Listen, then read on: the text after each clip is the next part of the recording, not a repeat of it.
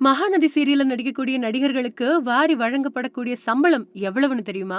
Praveen Bennett இயக்கத்துல விஜய் டிவில ஒளிபரப்பாயிட்டு வரக்கூடிய சூப்பர் ஹிட் சீரியலான மகாநதி சீரியல்ல நடிக்கக்கூடிய நடிகர் நடிகைகளோட சம்பள விவரம் வெளியாயிருக்கு.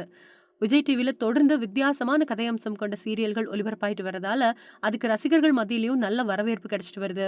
அந்த வகையில இப்போ சிறகடிக்க ஆசை சீரியலுக்கு அடுத்தபடியா விஜய் டிவி ட்ரெண்டிங் சீரியலா ஒளிபரப்பாயிட்டு வரதா மகாநதி.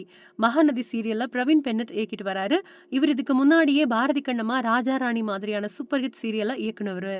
மகாநதி சீரியலோட கதை என்ன அப்படின்னா, சந்தானம் அப்படிங்கிறவரு கொடைக்கானல்ல வாழ்ந்துட்டு வராரு. அவருக்கு 4 மகள்கள்.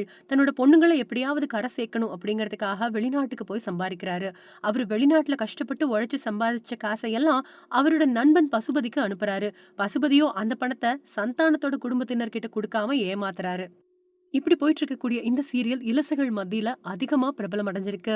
இந்த சீரியல்ல நடிக்கக்கூடிய பிரபலங்களோட சம்பள விவரம் வெளியாகி இருக்கு. விஜய் கதாபாத்திரத்துல நடிக்கக்கூடிய சுவாமிநாதன் ஒரு நாளைக்கு 15,000 சம்பளமா வாங்குறாரு. அதே மாதிரி காவிரியா நடிக்கக்கூடிய லட்சுமி பிரியா ஒரு நாளைக்கு 10,000 சம்பளமா வாங்குறாங்க. குமரனா நடிக்கக்கூடிய கருமுதின் ஒரு நாளைக்கு 8,000 ரூபாய் சம்பளம் வாங்குறாரு.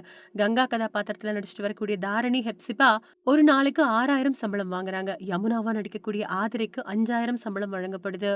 2வது நாயகனான நிவின் கேரக்டர்ல நடிக்கக்கூடிய ருத்ரன் பிரவீன் 10,000 சம்பளம் வாங்குறாரு.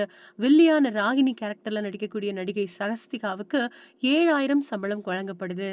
பசுபதி அப்படிங்கிற வில்லன் கேரக்டர் நடிக்கக்கூடிய நடிகர் ரமேஷ் 6,000 சம்பளமா வாங்குறாரு.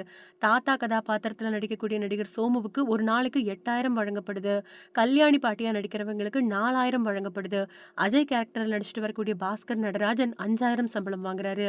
நடிகை சுஜாதா சிவகுமாருக்கு 7,000மும், சில எபிசோடுகள்ல மட்டுமே நடிச்ச நடிகர் சரவணனுக்கு 20,000மும் சம்பளமா வழங்கப்பட்டிருக்கு. இது எல்லாமே ஒரு நாள் சம்பளம் அப்படிங்கிறதும் குறிப்பிடத்தக்கது.